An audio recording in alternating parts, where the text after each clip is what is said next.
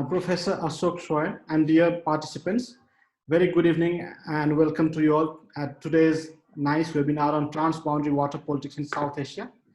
Nepal Institute for International Cooperation and Engagement is an independent, apolitical, and non-partisan think tank which believes in freedom, democracy, and a world free from conflict. We envision a world where sources of insecurity are identified and understood, conflicts are prevented or resolved, and peace is advocated. Border and transboundary water politics is one of the major research areas of IISS. The issue of border and transboundary water politics has a significant role in shaping the intensities of conflict and cooperation at national and international level. Transboundary water resources can be described as a water shared across political, economic, or social boundaries. Shared borders and water resources have always been a potential source of competition. They are the setting of collaborative decisions which come from their own political, socio-economic, and environmental implications. The research topic at NICE makes a closer examination of these different elements in transboundary water and border conflicts. Border encroachments sheds light on the challenges concerning the management of border and transboundary water resources, and attempts to make a stronger analytical inquiry to analyze the different elements of process of border and transboundary water conflict resolution. To talk on this very important issue, we have invited Dr. Ashok Swain. Dr. Ashok Swain is a professor of peace and conflict research, UNESCO chair of International Water Cooperation, and the director of Research School of International Water Cooperation at Uppsala University, Sweden. He received his PhD from Jawaharlal Nehru University, New Delhi in 1991. And since then, he has been teaching at the Uppsala University. He has been a MAC author, visiting fellow at the University of Chicago, visiting fellow at UN Research Institute for Social Development, Geneva, and visiting professor at University with Stanford University of Science, Malaysia, University of British Columbia, University of Maryland, Stanford University, McGill University, Tufts University, and University of Life Science, Vienna. He has written extensively on new security challenges, water sharing issues, environment, conflict and peace, and democratic development issues. His publications include The Environmental Trap, Uppsala University 1996, International Freshwater Resources, Conflict and Cooperation, published by ACI in 1997, Managing Water Conflict, Asia, Africa, and the Middle East, published by Routledge in 2004. Okay. Transboundary Water Management and the Climate Change Debate, Transboundary Water Management and the Climate Change Debate, Routledge 2015, and Emerging Security Threats in the Middle East, Climate Change and Globalization. He has also co-edited several volumes, including Education as Social Action, Islam and Violent Separatism, Globalization and Challenges to Building Peace, the Democratization Project, Opportunities and Challenges, the Security-Development Nexus, Peace, Conflict and Development, and Water Security, which is in four volume. He is presently co-editing Routledge Handbook on Environmental Conflict and Peacebuilding and Routledge Handbook of Middle East Security. He has also published nearly 100 journal articles and book chapters. He has worked as a consultant on environment and development issues for various UN agencies, such as OSCE, NATO, EU, IISS, Arab League, Government of Sweden, Netherlands, UK, and Singapore. Professor Ashok Swain, welcome to our program today. You have around 20 to 25 minutes to make your initial remarks. After that, we'll open the floor for discussion. We'd like to request all our participants to drop their question in the chat box or in the comment box or below Facebook Live.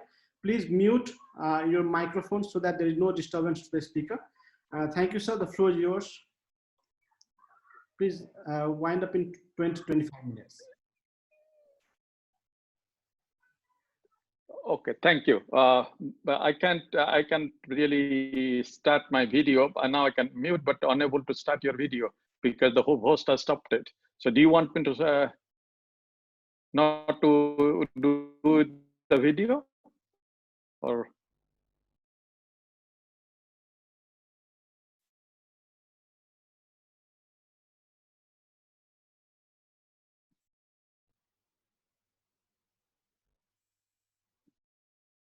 Yes. Can you hear me now? Yes, we can hear you. Okay.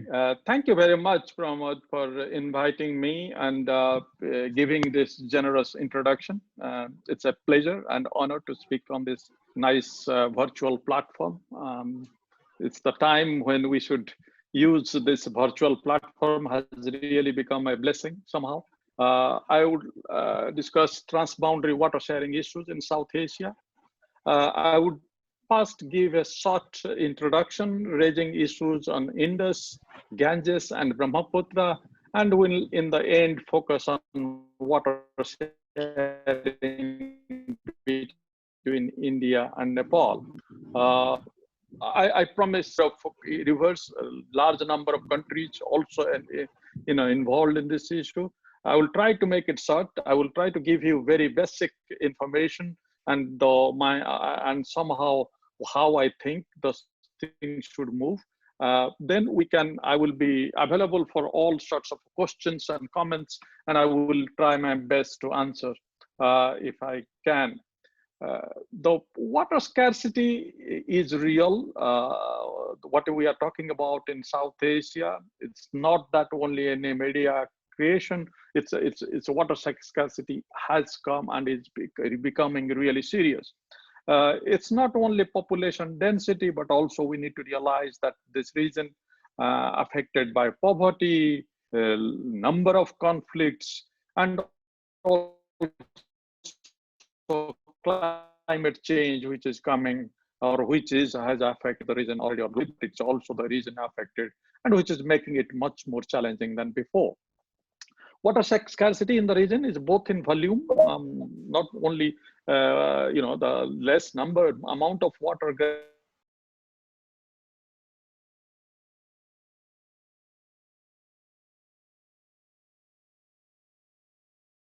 Asia's per capita water availability is already below the world average. There are a number of cities which are going to face serious water scarcity. Take, for example, in India's Bangalore or Pakistan's Karachi are among the 10 cities in the world that are on the verge of an imminent water crisis.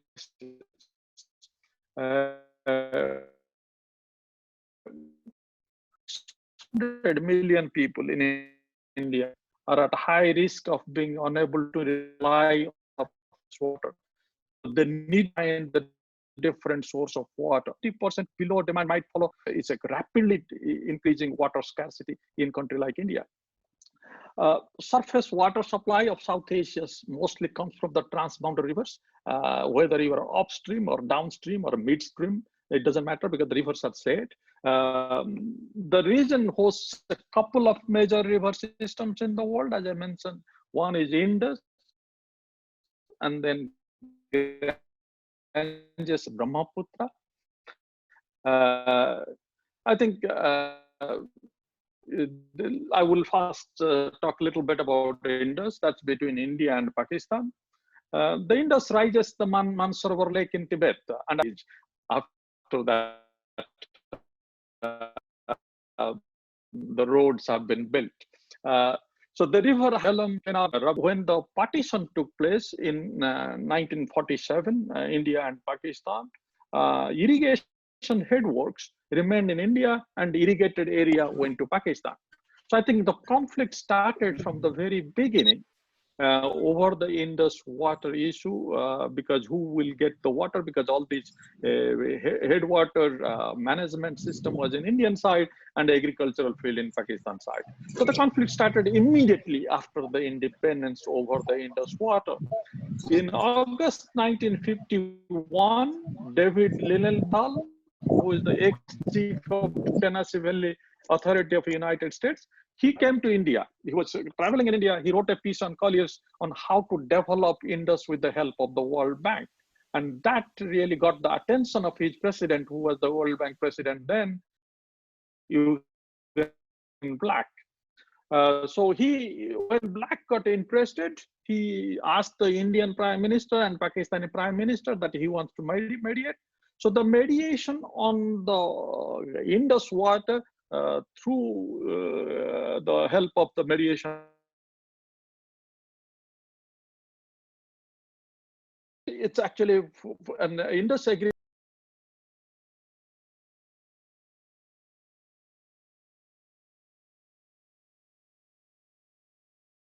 It's actually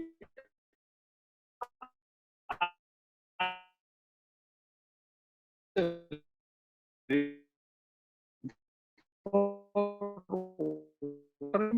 river agreement or a partition agreement, because three rivers went to Pakistan. You need to look at OSCE and Kashmir. You have to see that why that has happened. A permanent Indus Commission has been established to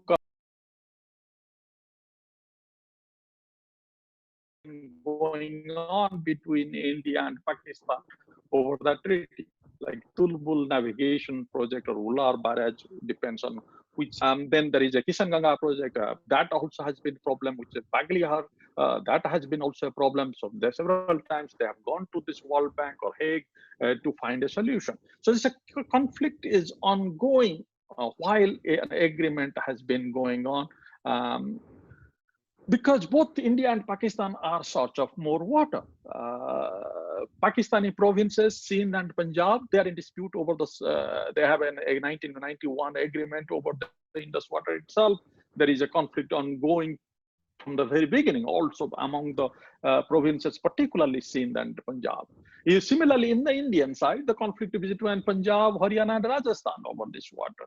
And Jammu and Kashmir, which is now, two different units, but when it was a state, it was also opposing the treaty. And now we don't know what is happening in Kashmir.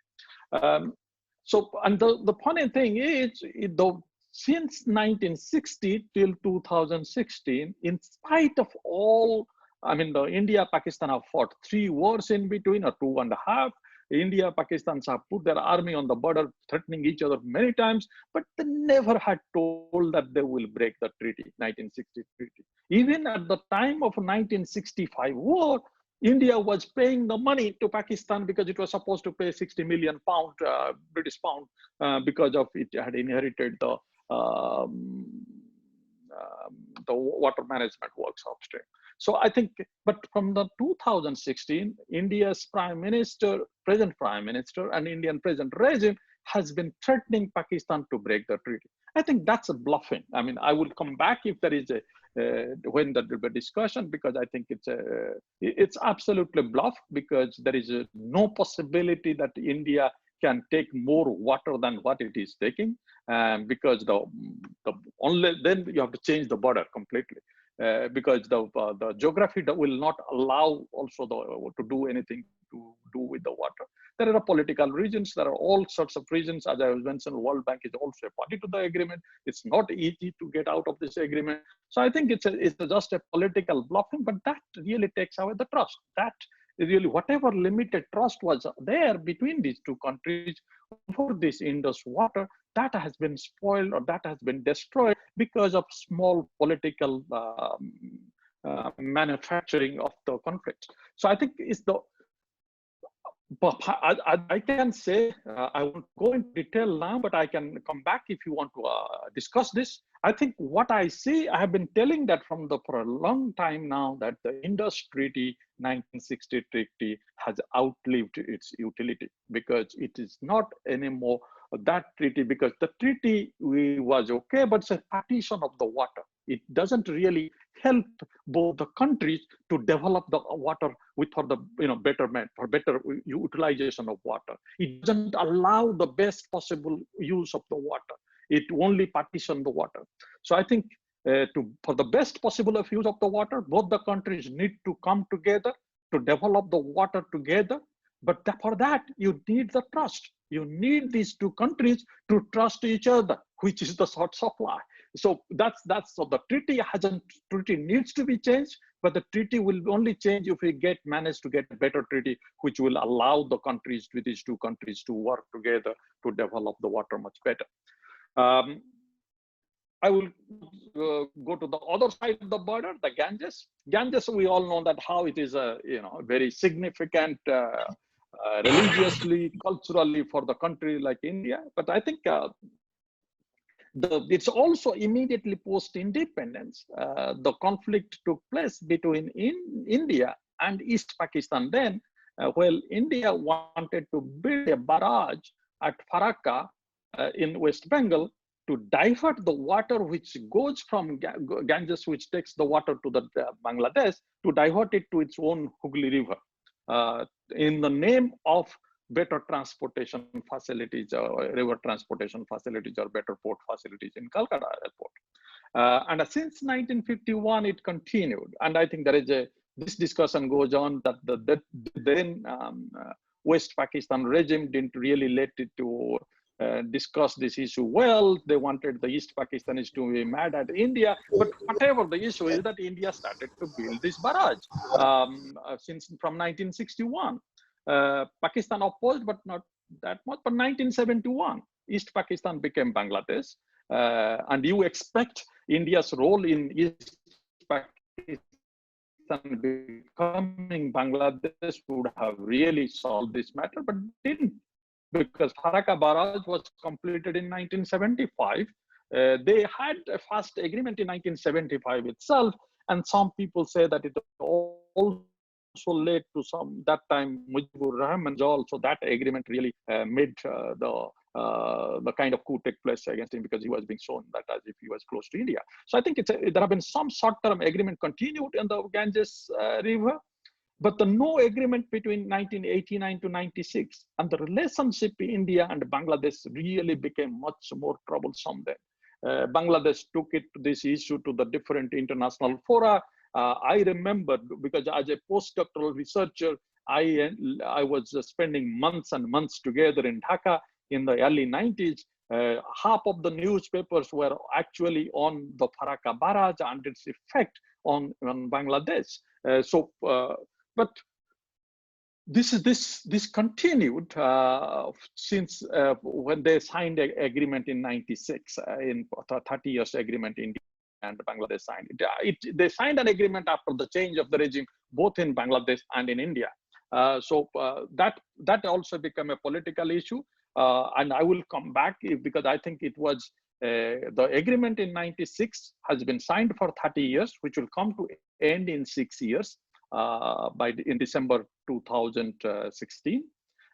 So I think we are really getting into a big trouble there. The reason is, will these two countries able to sign another agreement? The reason is, when they signed the 96 agreement, the 96 agreement was not on the basis of the present availability of water in the dry season in the Ganges. The real problem of water, the problem is from January to May. The other time there is a plenty of water in this river. So that 5 months of the dry season is the problem. And that is the time when they calculated the water on the basis of a historical data, rather than the water exactly available at this time. So I think gradually the water scenario situation availability at Farakka is becoming more and more problematic. So we don't know whether it will be another agreement, because you need to have similar amount of water available. Otherwise, it will be considered by sellout by one party or other party.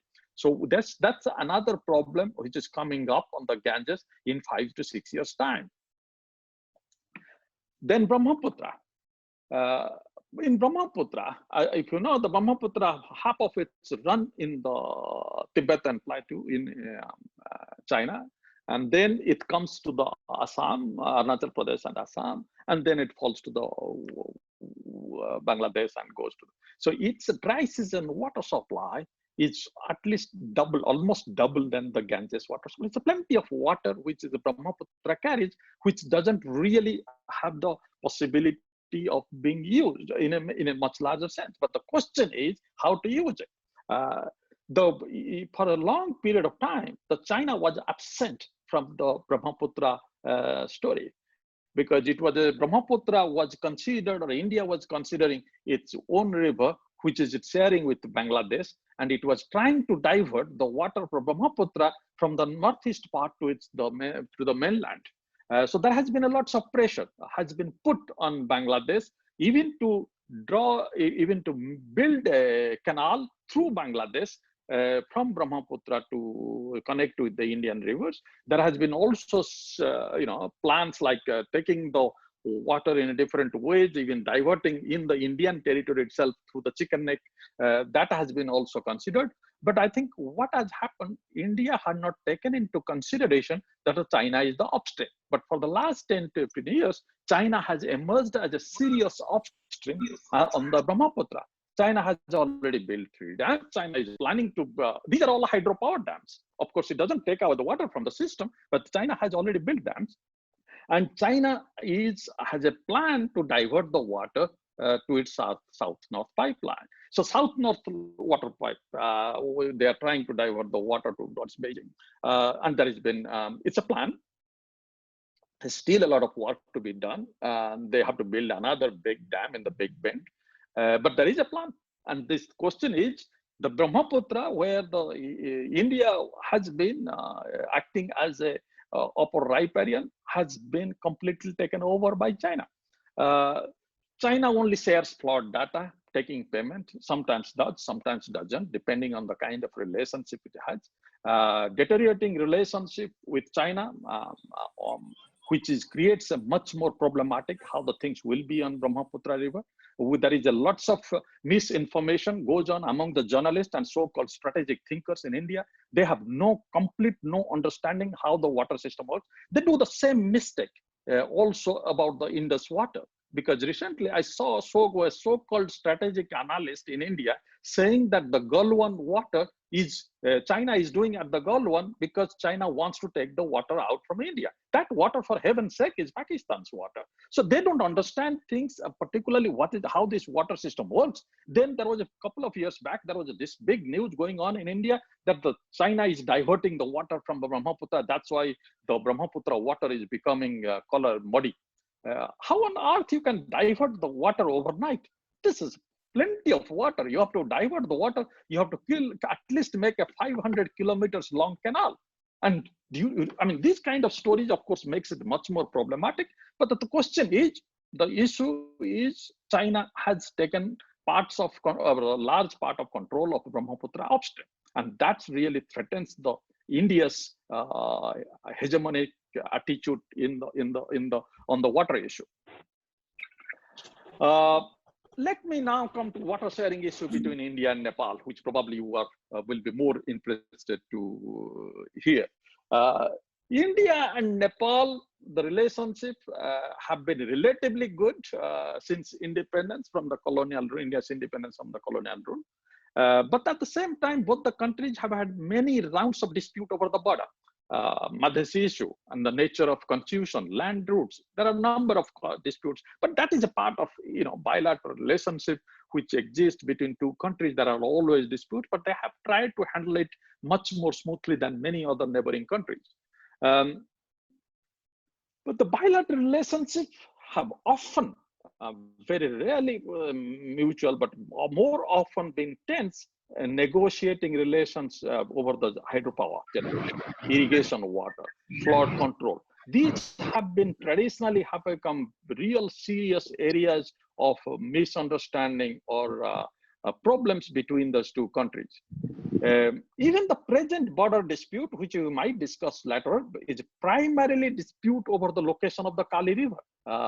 Because it depends, if you look at this is where the boundary of Nepal or where the boundary of India is over, what do you consider the Kali River there? Several early agreements about the shared water projects with India have been very controversial in Nepal.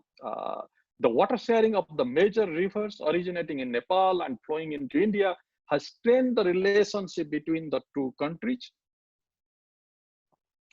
Nepal feels that it has not been treated equitably under the various water resource development agreements with India, including Sarada, Kosi, and Gandak.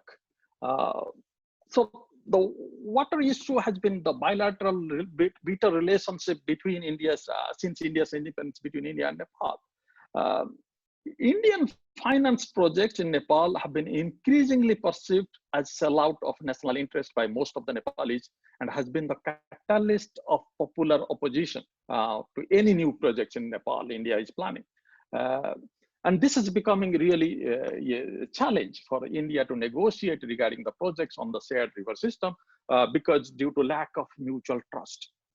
In recent years, a river sharing issue which has become extremely controversial is the Mahakala Treaty, and particularly after this, which was signed in 1996, and this has been, you know, it was an anti-national treaty, has become very politicized in the context of the present border dispute. But this treaty, to be honest, as I said, the Mahakala Treaty is probably one of the best water sharing treaties in South Asia has been ever signed. But because of the lack of trust, because of the history, this treaty is not considered as a good treaty in Nepal.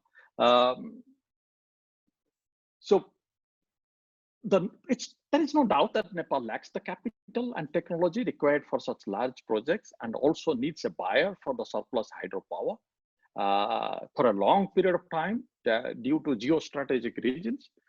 India was probably the only country for a long time that could provide economic and technical assistance. India's direct involvement in the utilization of the river water in Nepal, and to some extent, is still crucial and contribute to the regular controversies. Because Nepal has a huge potential for hydropower development. Present production is only 800 megawatt, which is 2 to 3% of its economically feasible potential of hydropower potential of 40,000 megawatt.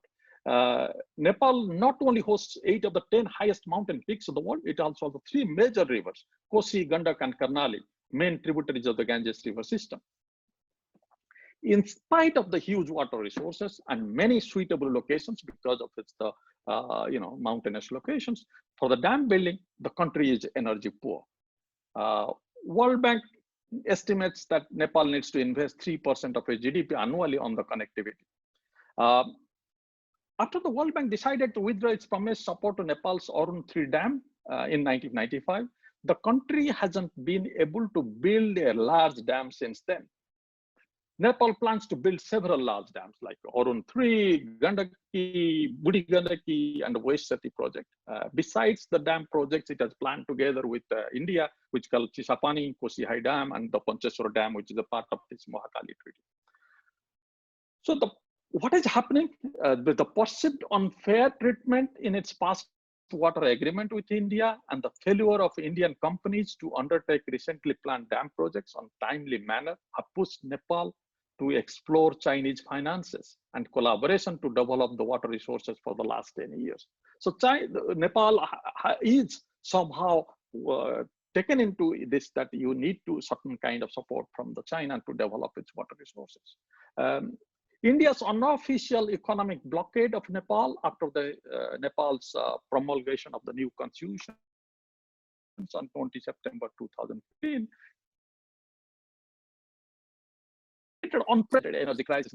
At that time, all over Nepal in October, November 2015, energy crisis suffering after the going through this serious earthquake, and that really led to growing anger against India and Nepal's desire to further closer ties with China. Nepal lacks the capital and technology acquired to build bridge dams, which are crucial for a country like Nepal to industrialize and develop. China is already in a dominant position in investor in Nepal, and China intends to build several large dams in Nepal. So this is a kind of story which is going on, that India's opposition to China's increasing influence in the perceived area, because India always thought that Nepal is its area of influence, but because of various reasons, now China is a major player in Nepal. And I think that's where you can see the conflict which is emerging, and both trying to keep each other on check, and that's why the Nepal is suffering. What is the way forward? How to get out of this mess for the Nepal, and to look at, and also for the India to see a new way of finding relationship with Nepal. The problem which I keep on saying, that India's Modi government is trying to outcompete China in Nepal with the help of building mega construction project. And by doing so, it has nothing but to playing into the hands of China. China is the global leader in building big dams. building big mega projects. China has a huge amount of money, infrastructure, resources, and companies, those who can do it and deliver it in short period of time. You can't really compete China on its strength. You try to find where China doesn't have the strength. So I think what is happening, India present policy has failed to learn from its experience that building large dams is not an easy proposition for them anymore. These dams have become highly expensive and environmentally destructive. Moreover, both India and Nepal have strong history of the anti-dam protest. You can't really get into this kind of activities where you know that there will be huge popular opposition. You have not that much of possibility to build in such a way that you can outcompete China. And the democratization in Nepal has also given further strength to not only anti-India activity, the anti-dam activism in Nepal, but also anti-India activism in the two political groups. So it's a high time, I think, for India to make a new start in reconceptualizing bilateral river water cooperation with Nepal. India needs to move beyond the idea of big dam-centric water management of the shared rivers and try to actively explore cooperation of alternative small hydropower dam possibilities in Nepal. Because by forcing Nepal to make sacrifices for its mega dam project, India has already ruined its relations with Nepal. So it's a high time for Modi to realize this so-called Modi doctrine has helped India in improving bilateral relations with its key neighbor, has completely failed, particularly with Nepal.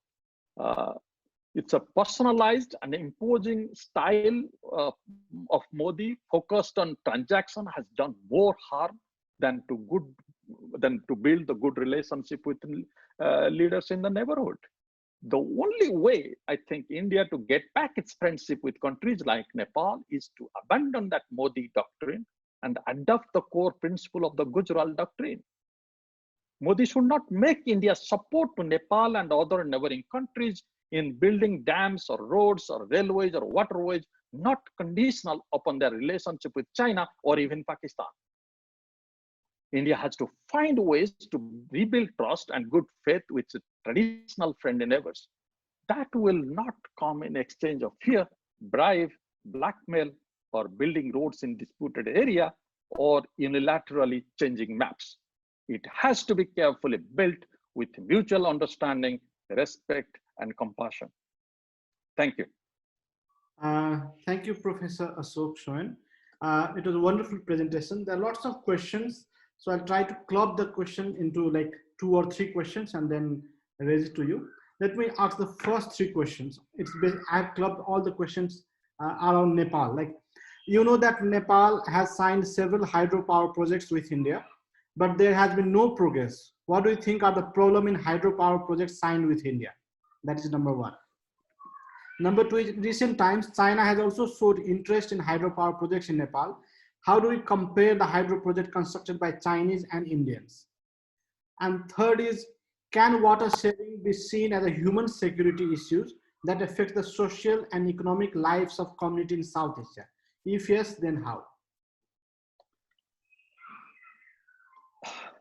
I mean, I think these are quite important questions. As I have mentioned in my presentation, China is quite ahead in the dam building business all over the world. China is building 50 dams in Africa.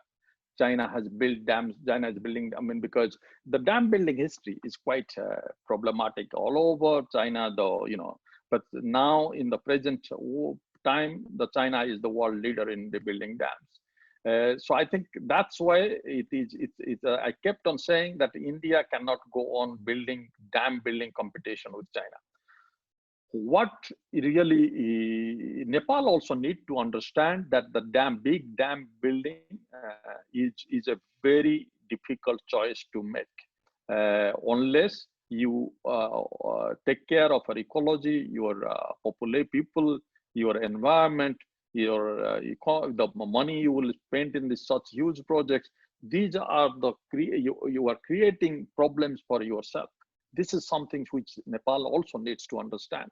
So whether the large dam projects in Nepal is the only way out, or there are other areas, other ways you can develop your rich water resources. That's what is supposed to be looked at very carefully and in a much long-term manner. I think that's where the problem lies. If you look at it now, China is not even building dams in China. China is building dams outside China. I will give you an example. On the Nu Salween River, China was planning to build several dams on the Salween River is called Nu River in China. China had lots of plan to build or dams, 7 to 9 dams on the upstream of Salween River, which is called Nu. They canceled it, but they are trying to build 4 to 5 dams in the downstream, which is in Myanmar. So I think we need to realize why it is being done. This is the question the countries need to ask, and also Nepal needs to see that how India has also messed up by building big dams in India. There are 20-25 million people in India who have been displaced because of the dams, but only 1-2 million people have got some sort of compensation. What happened to the other people? Do these people need to really sacrifice their life, their livelihood, their future for so-called greater goods of the country? Why?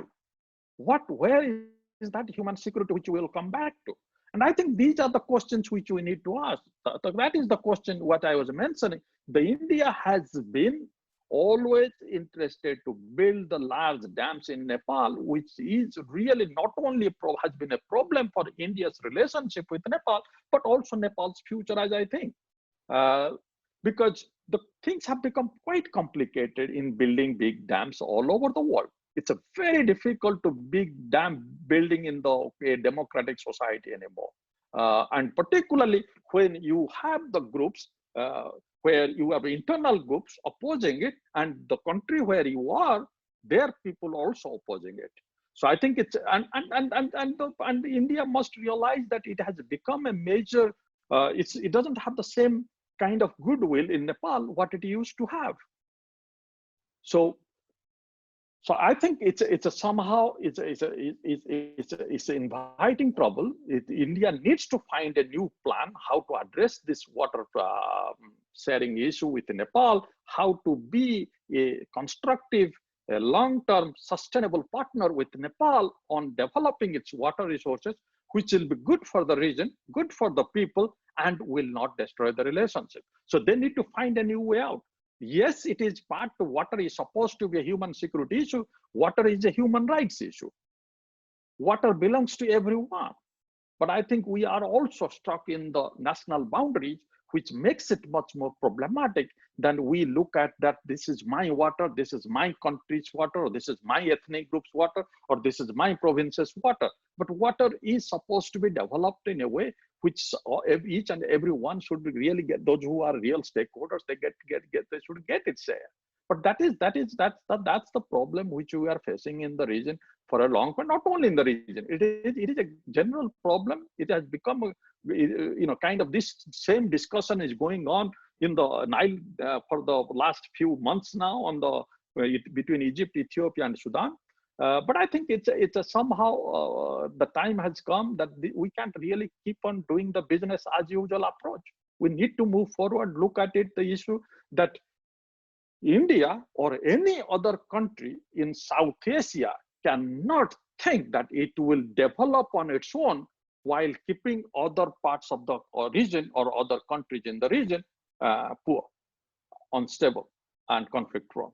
So I think they need to realize that they need to develop together. Let me go with the second round of questions. It is also on Nepal, then we'll move to Pakistan and India. The second round of question is like, India and Nepal has signed many hydropower projects, but it has failed to complete it on time. What are the reasons behind it? There's overlap of questions because different people have written in different point of time in the chat box. Second is, though Nepal has huge potential for hydropower, Nepal imports electricity from India. Where has Nepal failed? Third is, what is the future of hydropower in South Asia in the context to environmental impact? I think I answered probably partly the first question before that the why Indian companies have failed, because Indian companies really do not have a very strong record of finishing things on the right time.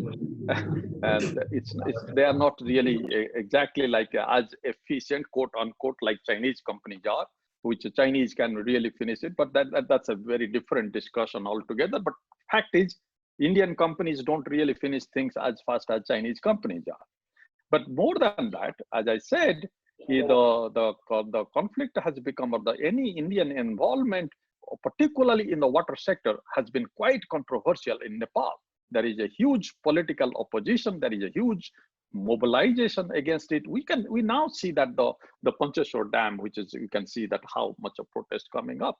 So I think it has become, dam building has become a problem all over the world, particularly when it's a part of a democratic world. And Nepal now getting gradually democratic.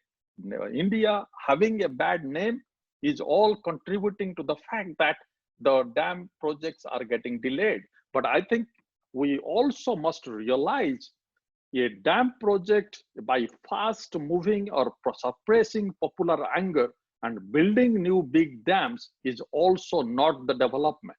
We need to take people into account. We need to take these factors, everything into account, environmental, ecological, and resettlement factors into account, and also national integrity, national idea or identity into account to build these projects. So I think this is in one sense, of course, the projects are getting delayed, but I think it also shows the strength of popular mobilization, the strength of the democratization. This is the part of the process which a country needs to go through. Because the time has gone by, 1970s, 60s, the time in India, they used to build the dams and call it temples of modern India. This is not anymore. The same thing in Nepal. Nepal is witnessing this. So I think we should not be really so sad about it, but I think this is a part of the democratization, the price, and a good price to pay for it. I am sorry, can you repeat the second? Yes. One? Can you go by one those questions? Yeah, I don't have that strong memory. It says like, though Nepal has huge potential for hydropower, Nepal imports electricity from India. So where has Nepal failed? I think Nepal has. I think the Nepal has been from the very beginning has not been able to play its role in the context which is supposed to play, because in Nepal it has been, I mean, we can say the kind of geography, the kind of history, the kind of politics it had. So it didn't have much choices sometimes, but also it could have played much better role. And I think this is the time even has come when the Nepal policymakers takes the decision.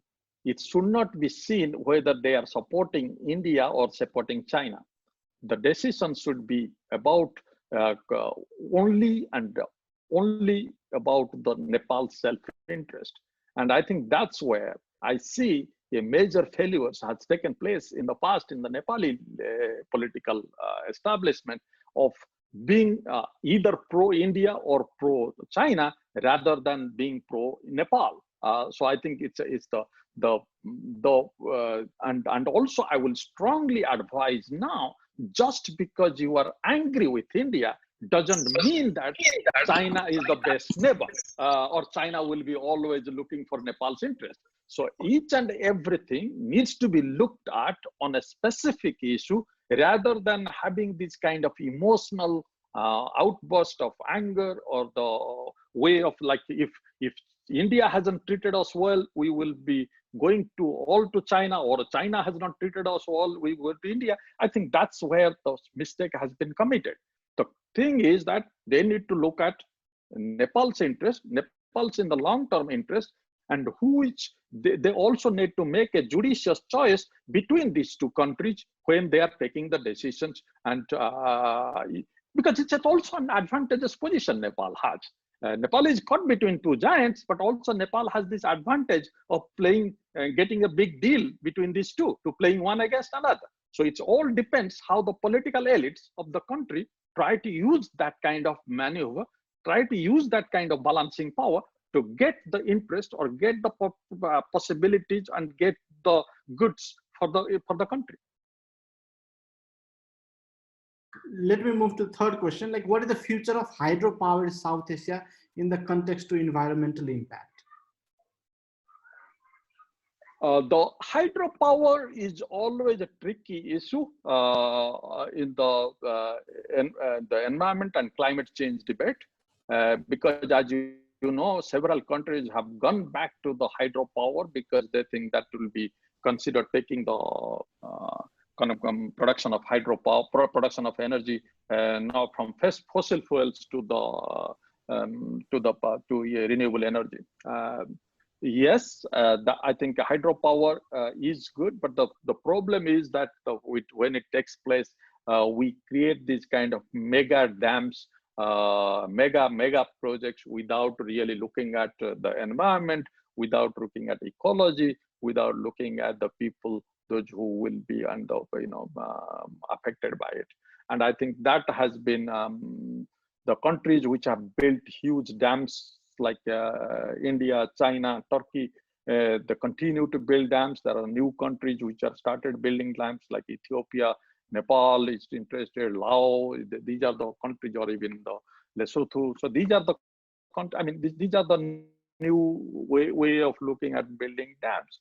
Dam, I think it's someone asked me, also a journalist asked me the same question last week in the case of Nile River, and I don't have a very strong opinion about whether we need dams or we don't need dams, but I have a strong opinion that saying that when you build dams, you must have to take care of the people, those who are living in the areas, and also the environment which you are destroying.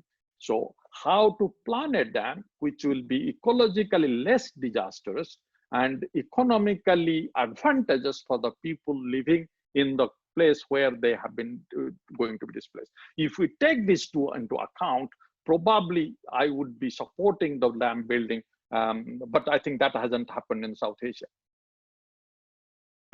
Let me move to the third question. How do you view the water dispute between India and Pakistan?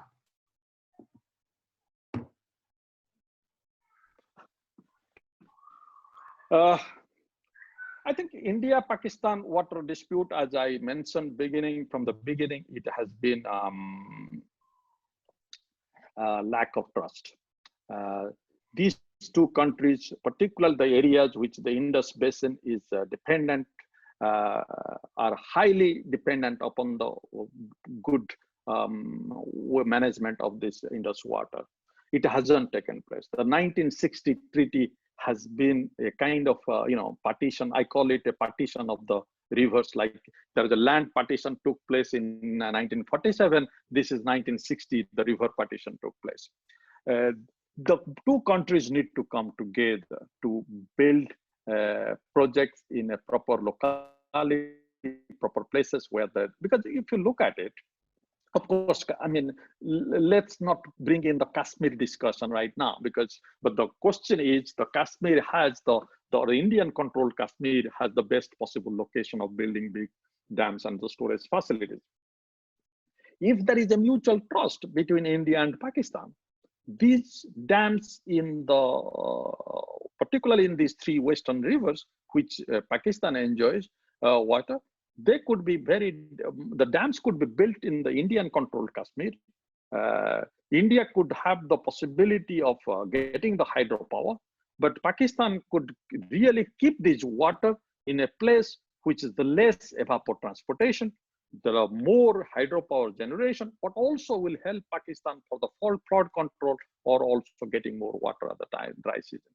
But they won't do this, because if you look at 1960 agreement, it clearly says India should not build or should not store the water to, it's a very limited amount of water India can store with these dams. The reason is basically because India has the possibility, India has been also in the past used these kind of water facilities in the wartime. So it's a absolutely lack of trust, which really makes this India and Pakistan to use their water resources in a much more cooperative manner than they could. Like, look, for example, I always give this example that 1960, India, Pakistan signed an agreement on water. That agreement didn't really develop in a cooperative relationship in other field. The two countries have not got any other agreement. But in 1996, India, Bangladesh signed the Ganges Water Agreement. Since then, there is a lot of development or improvement of the relationship. I mean, of course, they have problems, but there has been a lot of other issues which has been addressed between India and Bangladesh. So I think we need to realize the 1960 Indus Agreement is not a water agreement, is not a river agreement. I call it a partition agreement. And I think they need to move beyond that. But the question is, instead of moving positively, India or the present leadership for the last 4 years is using or threatening to use the water as a weapon, which is absolutely goes against any kind of international value, international norms. It goes any kind of possibility or a human, forget about law and other things. It goes against the human value. So I think this is where we must ask that instead of using the water resources as a vehicle of cooperation and peace between these two countries, unfortunately, we are using it as a source of threat and insecurities and reasons for war in future. Next question is also on Pakistan. Pakistani officials say that India has violated the Indus Water Treaty many times by constructing 3,200 dams and barrages on the river Jhelum, which deprives Pakistan from this major source. What is your thought on it? I think the Pakistani politicians, Pakistani engineers are fooling Pakistanis. The question is the water which is being, because it's easy to blame others. To be honest, as I said, the Indians don't have the possibility to take away the water from the system. Okay, let Jhelum, Chenab, and Indus water. If India needs to take that water away from the system, it doesn't have the possibility to build. It hasn't really built the reservoirs or anything which will store the water. It's most of the run of these dams, which are hydropower dams. The water is in the system. India cannot divert the water from that system to outside because you need more than a couple of hundred kilometers of underground. I mean, you need to build these underground canals under these big mountains. Otherwise, you have to probably use your helicopters to take the water and drop it in the in the mainland. So this hasn't been done. I think what has happened, it has become like Modi is bluffing in the Indian side that it will stop these waters going to Pakistan.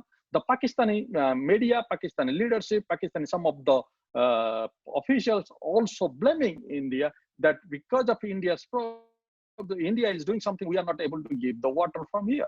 Because by India, I think it's actually both the political elites in both sides are fooling people on the basis of these water issues. And I think that is working for their interest, and that is also hiding their failures of addressing the water issue for the greater goods. Let me go to another question, which is on Bangladesh. What will be the worst case scenario, except political, if India and Bangladesh treaty is not renewed after it expires in 2026? I'm afraid to think, because the kind of thing I have seen, the way the relationship with India and Bangladesh had deteriorated, particularly in the early 90s, since 96 till 96. It was quite. I wish they will find a way out to do this agreement. There has been, of course, there have not been. Tista has been a problem between the India and Bangladesh. They have not. I mean, India Bangladesh shares 54 common rivers, 54. So they have signed only agreement on the Ganges. They haven't got any agreement with the Brahmaputra side, that side, nor agreement on Tista. So, but the Ganges is a highly politically sensitive issue. because it's a very clear case of diverting the water at the time of the dry season. So I think I have a fear. I have asked a researcher to look at this now, to look at what will be the implications for it, and there is still 6 years to go. But the question is, gradually, Indian political leadership is much more interested for the domestic politics rather than improving relationship with the neighboring countries. So any water treaty with Bangladesh, even if Modi is not there by 2016, it's 2026, sorry, I'm 2026, the West Bengal will have a say in this treaty. And I think that's where the problem lies. A central government must look at its relationship with the neighboring countries on a priority basis and try to rein in the local politicians, local politics, to do this kind of, for their petty nature politics in their state. They will make the whole agreement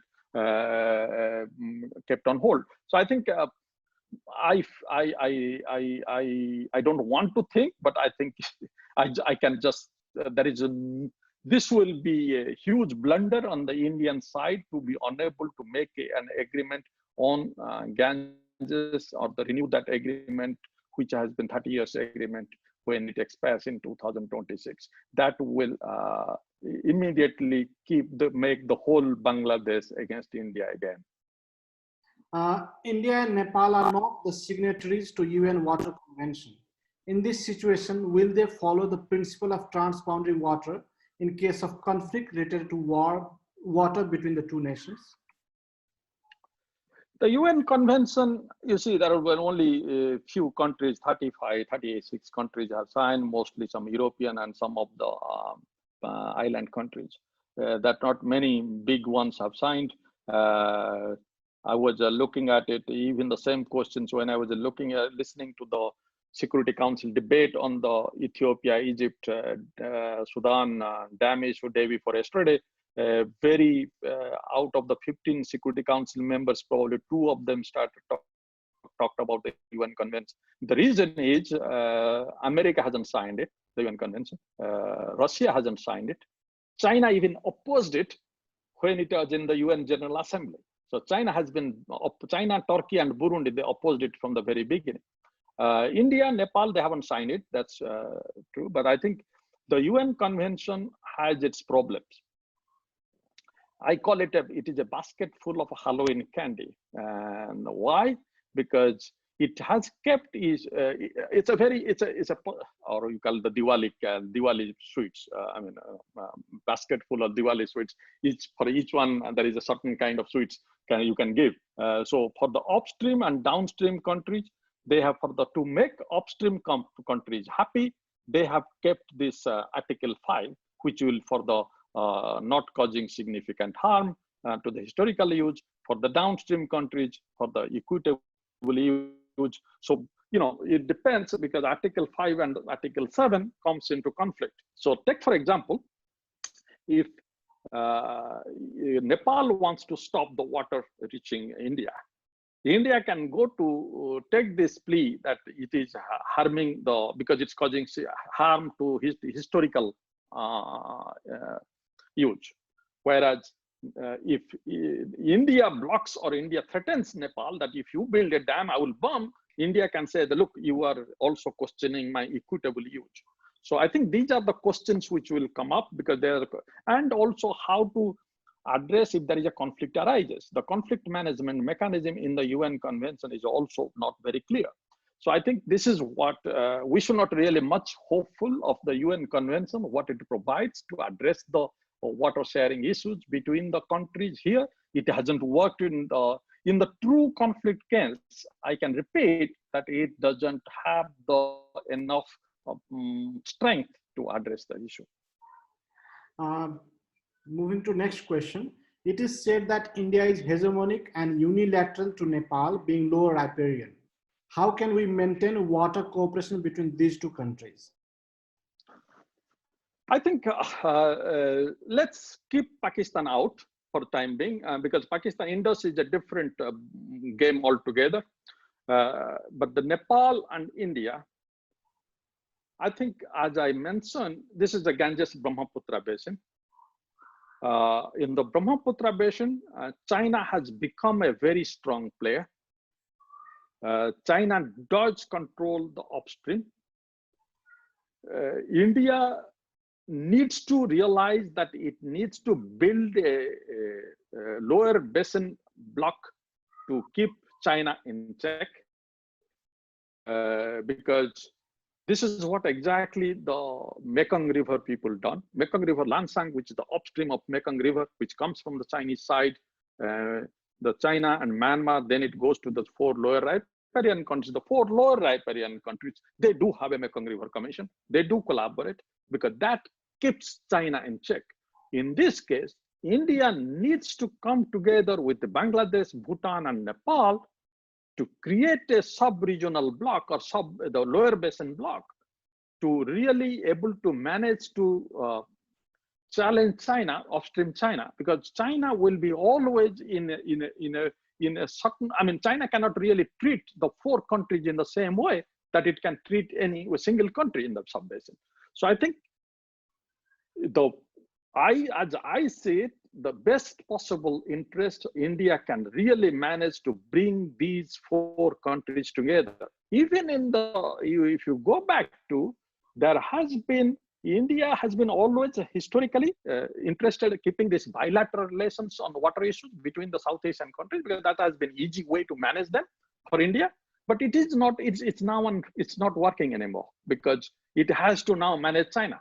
So it has to find this way. Even in the Rajiv Gandhi time, when this Farakka dispute was going on and Bangladesh had proposed to create a collaboration or three-party negotiation with Nepal, that time India had agreed for a short period of time. But that is in the 1980s. The time has changed. It didn't work out, but I think now the time has come that India, Nepal, Bhutan, and Bangladesh have to come together to maintain their kind of water, their water vis-a-vis China's upstream threat. Let's go to Mahakali again. If Mahakala Treaty is the best water treaty, why India is reluctant to speed up its implementation?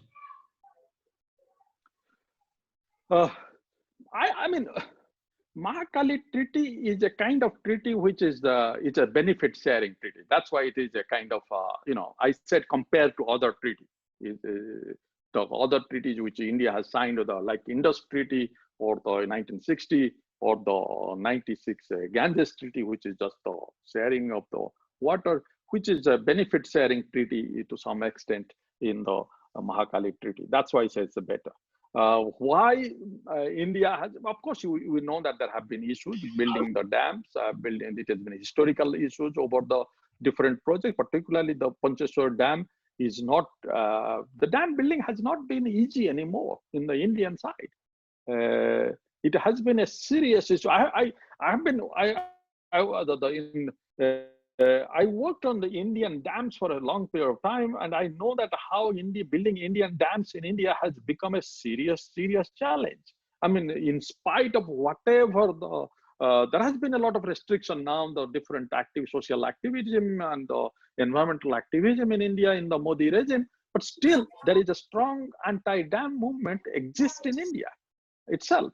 So then, of course, there is opposition in the Nepal side in the place. There is anti-dam protest. But I think the thing is, basically, it comes also, India is not very sure how to develop its relationship with Nepal. It's a very unpredictable management of relationship with such a neighbor like Nepal. Frankly, I didn't have much hope on Modi succeeding in foreign, forget about the domestic politics. That's a very different issue altogether. I didn't have much hope in the neighborhood policy from Modi, much hope. But at least I had thought that he will improve relationship with Nepal. But that is, and 2014, the kind of reception he got in Nepal, that really surprises everybody. But look at it, it took only few months to destroy that goodwill could have been really used to develop the relationship. And if India wants to be a superpower, or India wants to be a regional power, you need friends. If you cannot be a friends with Nepal, with which other country you can be friends with? That's what I don't understand. So I think it's a somehow we must realize that what a big foreign policy mistake has been committed by destroying the relationship with Nepal and not trying to understand the mistakes we have committed and trying to recover from the mistakes, or trying to recover and committing the same old mistakes again and again. Let's look at other question. How vulnerable are the big hydropower projects of Nepal? There have been this earthquake. You can see what are the problems it can be. I mean, Nepal is a place which is quite susceptible to big earthquakes. Nepal has a problem also will be building these big dams is never, if you don't really manage the water, you don't manage the energy well. It's a huge investment is being done, but you don't get return. So you can incur a huge amount of debt as a country. But besides, there has been all these issues of environmental, ecological challenges and all these things. So I think, and then I think a colleague of mine was also doing his research in Nepal. We are looking at the certain kind of dams which are being built, particularly the small dams which have been built. It also depends on who is taking credit for it, because the many of these small dams which has been really giving legitimacy to other actors than the government itself, the Nepal government. In a country which is recovering from the post-conflict scenario, or at least going after a conflict-affected years, when it is really transiting towards a peaceful democracy, the legitimacy of the state is very important. So I think there are various factors to take into account if in Nepal is really getting engaged or thinking about building large dams. But I would think it should be really cautious about this and have absolute clear-cut environmental ecological evaluations for it and economic audit or the economic predictions about it before really engaging in these kind of activities. The blind way of building big dams has not really brought any kind of success. Name me a country which has really become economically powerful or rich because of building big dams. You won't find one. What are the impact of climate change on water resources of Nepal? Oh, it can be quite devastating for anyone in the region or anyone in the world, and also for the Nepal itself. The climate change, if we look at the predictions, it will be the problem is a huge variation of the flow in the water flow. There will be seasonal changes. There will be lots of Nepal witnessing also the glacier lake outburst. Nepal has destroyed quite of its forest, and even I think when India has contributed to the destruction of the forest in Nepal quite a big way. So I think there have been all kinds of issues which are there. Nepal needs to be really worried about the climate change and its impact, because Nepal is a highly fragile country and a poor country, and it's a dependence. It's mostly on the natural resources. So I think, and it's a location, it's geography, it makes it highly vulnerable, and so I think climate change is a very serious worry for Nepal in particular and for the region in general. The next question is linked with Bhutan. India and Bhutan, both countries are benefiting from the development of hydropower project due to water cooperation. Why is there no water cooperation with India and Nepal or countries? I think India had learned a lot from the bullying Nepal from the past, that it tried to salvage that situation and did some sign some kind of good agreements, or what you call the improved agreements with Bhutan, with the agreements which is the hydropower mostly, build the dams, and also giving some kind of fair pricing. That has been, of course, the agreements with Bhutan. India's agreement with Bhutan are much better than the agreements with the past agreements with Nepal, past agreements with Nepal. So I think there has been some learning process has been taken from Nepal side, has been done in a better way in the Bhutan side. The question is still, it hasn't kept Bhutan happy. Bhutan is transiting. Bhutan is a country which is transiting from a democratic system. Bhutan has got its own opposition parties. There is an anti-India group which is emerging fast in Bhutan. Particularly on the issue of the destruction of environment, again, the blame goes that India in Bhutan.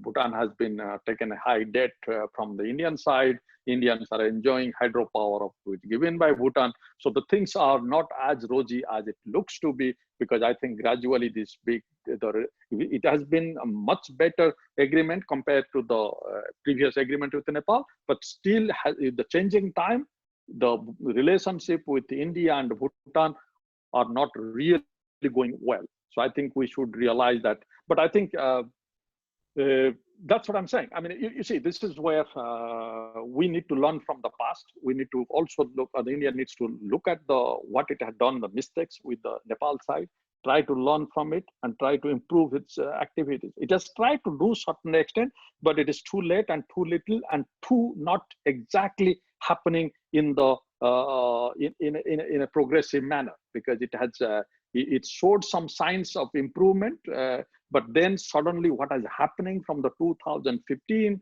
and then gradually a little bit improved now from the November last year is just getting into that we're destroying more that relationship rather than trying to improve it. Let's look at the next question. What lessons we can draw from COSI agreement between India and Nepal? Nepal and India signed COSI agreement, Mahakali Panchayat multi-purpose project, and Gandak irrigation and power project. What impact do you think this has on their interaction over water? I think I've mentioned this. I mean, these are the agreements which have become historically problematic in a sense, because it has created the impression in Nepal, rightly or wrongly, that this is India's project for which Nepal has sacrificed the historical projects when the land and others have been sacrificed, and because of this creating these big dams or the barrages and the control has been always also Indian side. These barrages things. But the question is, what happens when the flood takes place? The Indian politicians try to always blame Nepal. Though they do control these kind of dams upstream, Nepal doesn't, but they blame Nepal. And I think this has been the question is, these are the issues. And also, the pricing has been problematic. The kind of the hydropower which is being bought by India from the Nepal, it's also is been given in rupee trade, like rather than supposed to be given in a internationally dollar trade. So I think it's been a number of that kind of challenges, but also who is wrong, who is right, that's a different matter. But the perception in Nepal has been quite that it has really India is exploiting Nepal, or India has exploited Nepal. India has a really, and I think that's where the India needs to walk extra miles to show that there is this kind of exploitations issues are not. But unfortunately, if there is a flood comes in Bihar, you will see that the politicians immediately blaming Nepal, which is absolutely ridiculous. So I think it's a somehow, again, the lack of respect, lack of trust, and we have become petty-minded, looking at our only one interest. there is growing Chinese interest in hydropower sector of Nepal. How do you look at it? Are they any different from Indians?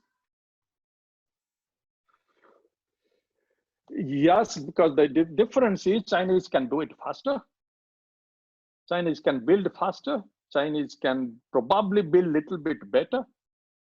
But Chinese will be not as more responsive at the local protest, local opposition, like if an Indian dam builder will be, because there will be a lot of problem within India to, if there is these kind of things happening in the Nepal side, the Indian dam movements in Indian side will come together with the Nepal, but that you don't see that kind of popular or the dam anti-dam mobilization from China supporting the people in Nepal if they are trying to do it.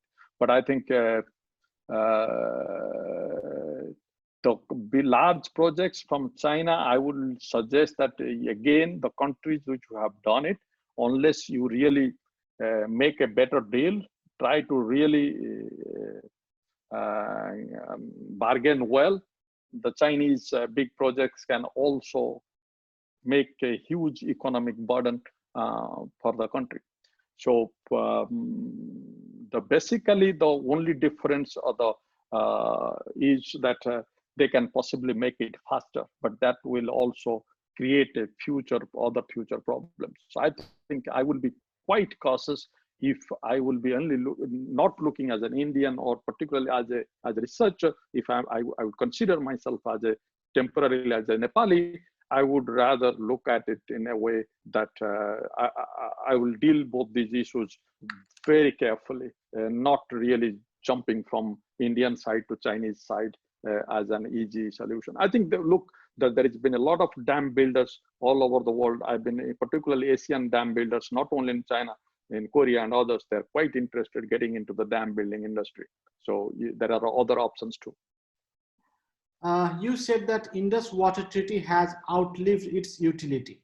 Don't you see it as one example for one of the success story between two rival nations, as despite of 3 wars, it has been intact? If it is revoked unilaterally by India, how will it impact Pakistan and how Pakistan can handle this scenario?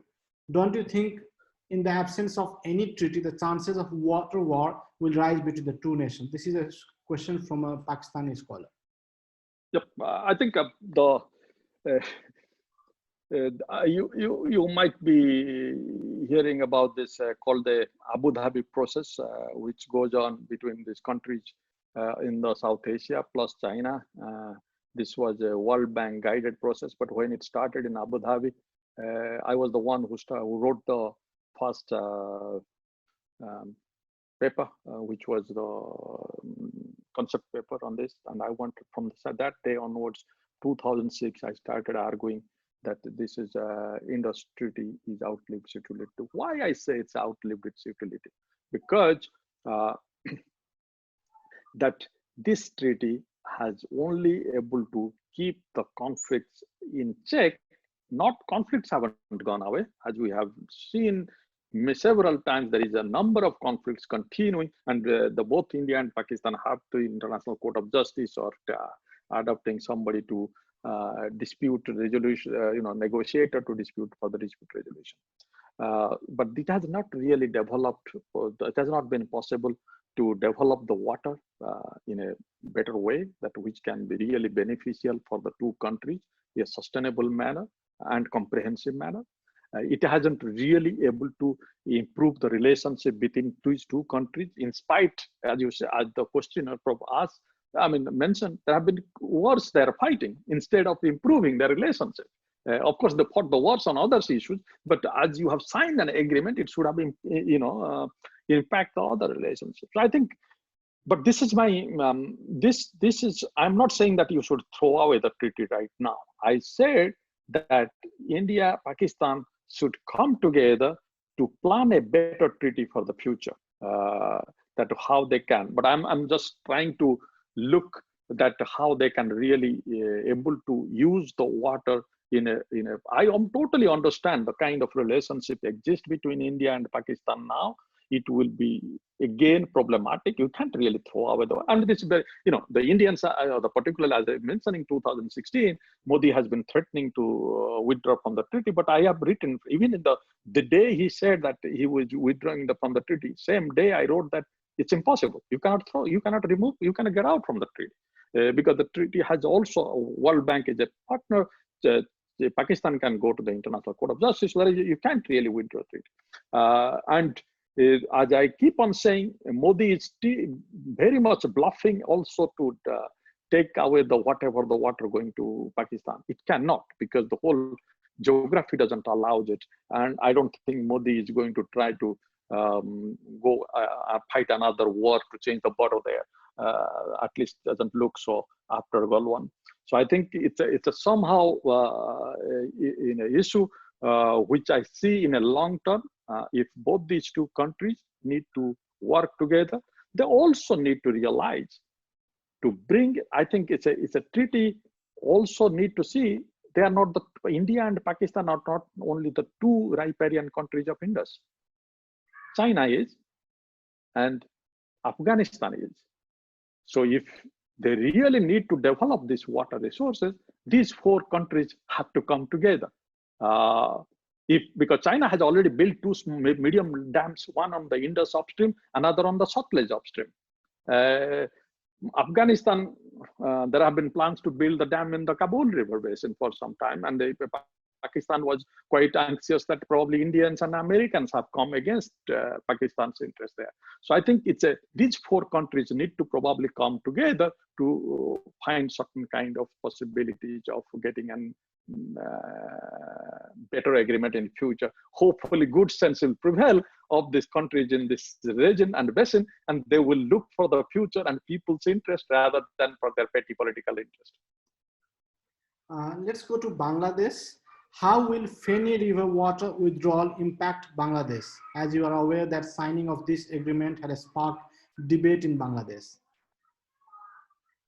Yeah, I think Frank, I have looked at this river, but I really don't, because it's a bit complicated. There are certain issues there. I'm not really very sure about that that particular issue now, because I was looking at it 2 years back, so I forget that. But I think there is I can only say that there are 54 common rivers. There have been all these things which are coming from the eastern side, from the western side, and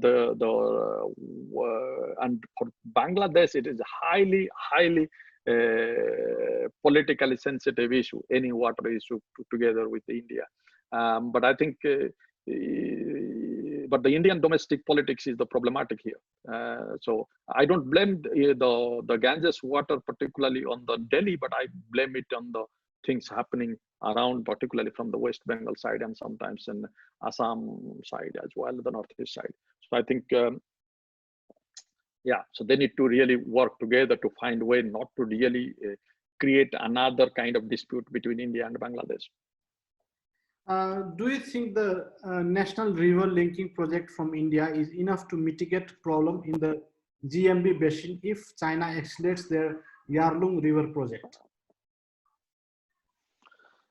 Glad that Hook asked this question. I haven't really mentioned this, the link, river link. I think river link is a suicide, political suicide for anyone.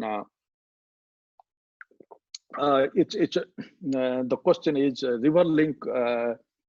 If you look at it, it's a very pet project. It has been there for a long time. I mean, even before when the Britishers were there, that kind of idea was there. But when the BJP has come to power in the Vajpayee time, he looked at it a bit more careful, and now Modi, but Modi has forgotten for some time because they find they do have this aspiration, large aspiration, but they realize that the political complications are involved in it. There has been always these questions. The researchers and senior researchers and colleagues who work on water issues in Bangladesh, they always get this when in India starts talking about the river link project. I keep on telling them that it will never happen Because why I say that it will never happen, the river link project, because India has a serious internal water problems between different states and different provinces. If you river link, you import another hundreds of problems directly between these provinces. This will be almost impossible for any regime to really able to address this issue. And I think this is very good, again, political talk, but they don't really look at the political implications of it, of creating this kind of water diversion from one state to another. Forget about diversion from Nepal or Bangladesh or China. I will come back to that. But I think that is one thing. Second thing is that in spite of all the tall talk, they haven't really done any kind of economic and environmental impact assessment of these big projects. It's just a lot of talking going on, and in a very minuscule scale, they create this kind of drama, particularly with these states which are governed by the BJP regimes. These are very minuscule scales within one river system. But the large scale river transfer or the link will be quite impossible to undertake in the present context in India. And I think, even Indira Gandhi wouldn't have been able to do it in spite of his all the states in power and all the centrals in the power. That kind of luxury BJP doesn't even enjoy. So I think there are challenges. But considering that, as I was mentioning, India has been always eyeing the water of Brahmaputra connecting to the mainland. There have been plans of even diverting the river. I mean, 1977, India gave the plan to Bangladesh to create a link canal through Bangladesh from Brahmaputra river to Ganges river. Nepal has been always worried that even when this river link project comes up, then Nepal will be forced to create a larger number of reservoirs in Nepal. But I think this is very unlikely going to take place. But China, again, China's water transfer, which I mentioned that China might able to, but if you look at the South-North China water transfer has taken place in China, it hasn't really engaged any international rivers yet. If the first river which will be affected, that will be probably the Mekong River, because then Salween, then Yarlung or Brahmaputra. So I think it's a long ride to take. They have to build such a huge dam in the Big Bend. They have to create at least 500 kilometers of underground pipelines. Of course, no, you can't really rule it out. But I think China has, in spite of that plan, China is really not seriously thinking at this point of time to really divert the water from Brahmaputra. Next question is, why can't river be used as bonding issue between countries in South Asia? A river can become a peace-building mechanism. Can river become a peace-building mechanism? Yeah, I think rivers have been, rivers, we always talk about rivers as a source of conflict, but rivers haven't really caused wars between the countries. But the rivers have become the source of cooperation. Rivers have become the source of collaborations. Rivers have become the source of civilization. And I think this is where rivers should be supposed to look at. Rivers should be supposed to be planned at, and this is the way we should move forward. Unfortunately, this is not taking place. There are various reasons behind it. But if you look at it, I mean, there are 310 big international rivers in the world. How many water conflicts do we talk? Very few. You talk about this Indus, sometimes the Ganges, sometimes this Jordan or Euphrates, Tigris or Nile. There's cooperation going on, all kinds of cooperations going on the river basins. There have been always the conflict cooperation, but I think there have been mostly cooperation goes on. Conflict is not necessarily bad.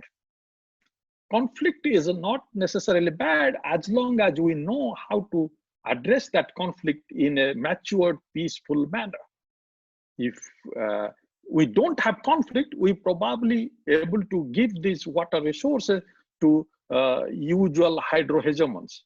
So imagine if there is a situation comes in that nobody gets in conflict, So the previous user, like India India has been traditional user in this water or having the dominant say, or we call it hydrohegemon, will be always using it. So other countries, all the other lower riparian countries will not have the possibility to use it. So I think these conflicts are quite good, but the conflicts have to be really managed in a way that it will able to help the cooperation. And I think the problem is, again, we are coming into a scenario or situation.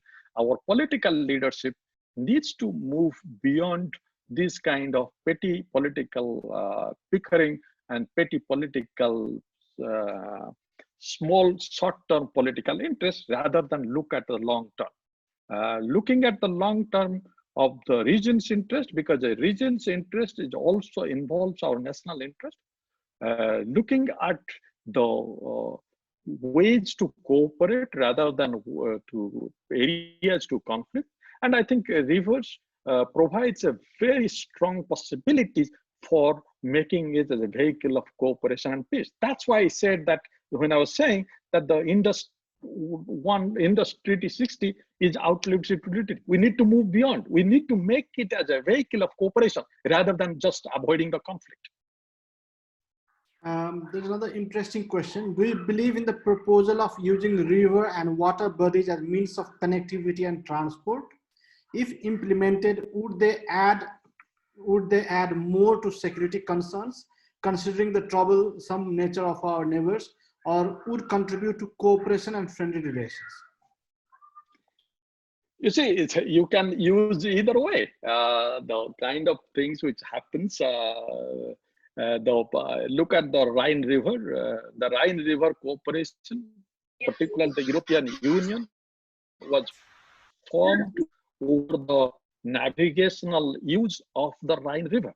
The Rhine River was the main source of transportation among the European countries. That's where the cooperation started and built this European Union. But you can have the conflict over the water when you use the transportation. Transportation creates conflicts various ways, like the transportation using Mekong as the area, the transportation between Southeast Asia with China has created a number of conflicts. Take, for example, they're saying that the Chinese troops are actually managing these routes, which are becoming a kind of security threats.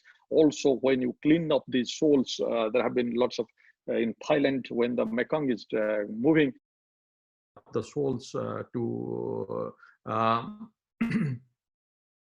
go through the for the rivers or the boats to pass through, and I think that also created a kind of conflict between the Thai army and the China. So I think these are the various issues are there, but it all depends how we use it. If we really want to create more conflicts over creating this navigation, you have to, the navigation's use, you have to be very careful also, because it also destroys partly the ecology. You can create a lot of river ecology, river movements will be strained. There will be, rivers will be very managed in a way because of flood. You know, there are other ecological environmental issues while you are getting into the navigational ways. But that's the part we should be concerned about. Not that it should lead more conflict, because it will lead more conflict if we want to make it more conflictual.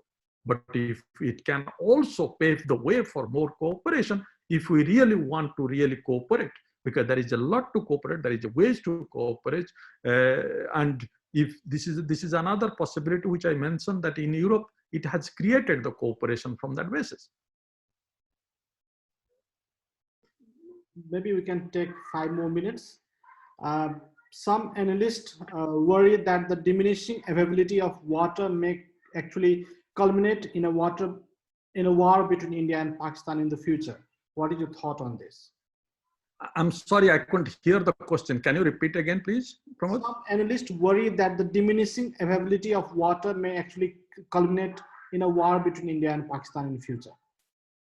I think this is a question comes in, the war over water. I think it will not be that easy, particularly between India and Pakistan.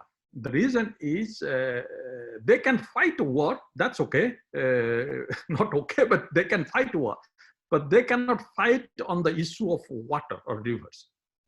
I will tell you the reasons. The reason is, if India targets a dam in Pakistan, Indian dams will be legitimate targets of Pakistani forces. So that's what the reason, if you see India and Pakistan have fought several wars, nobody has targeted each other's dams. That's a very easy to target. You can easily create a huge problem, devastation. You don't need to use your so-called N bombs, but you can really put this, that by just destroying the dams, you can create the devastation. But if you look at it, both the countries have not done it. The reason is, it's a kind of mutual hurtings or mutual terror of some sort, that if you really destroy my dam, I will destroy yours. And that has stopped the war here, the water war in this basin. And so I don't see countries really fighting war. They can fight conflict, they can go to war, they have done that in the past, but to make it specifically on the water issue and targeting each other's water facilities, that I will rule out for the time being. Okay, we'll just go to two more questions. What is the scope of Nepal in BBIN regarding cooperation in water? Having the richness in water resources, what changes does Nepal need to make in its foreign policy regarding water to gain most out of it? You said in BBN, BBI or what? BBIN, Bangladesh, Bhutan, India, Nepal. Okay. As I said, they need to cooperate. This is somehow only way India can really find certain kind of leverage, certain kind of balancing act vis-a-vis Chinese domination on the Ganges-Brahmaputra basin.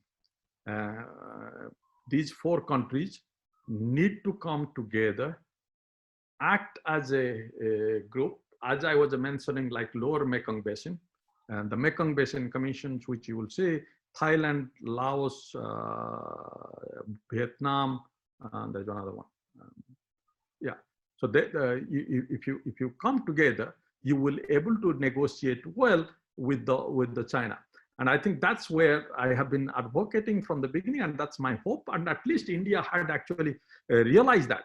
But now it has gone a bit of messed up in the last few years. But India had realized that this is where the real importance is, that if they're really looking at to counter China's influence and counter China's blackmailing on this Brahmaputra river, Brahmaputra Ganges system, they have to really bring these four countries together and create a certain kind of river basin based cooperation.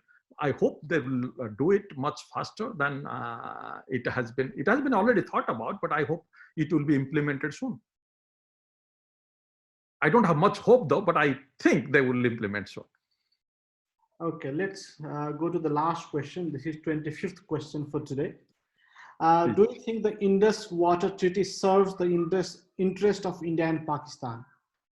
Do you think Indus Water Treaty serves the interest of India and Pakistan? How do you think India and Pakistan can resolve their water dispute? Indus Treaty has done its duty, that the two countries have been able to manage certain kind of development over these water resources, the three rivers each, for some period of time. But as I keep on saying that they haven't really, this river has a huge potential, much more potential for development, for cooperation, for the lots of more than the water, it can a lot of benefits they can share about these two countries, but they haven't been. So I think they need to move beyond this idea of how to share this water in a much better way. But I think I do at the same time see that it was that time, it was a treaty which was needed probably, but I think the time has changed, that they need to look beyond and think bigger and better.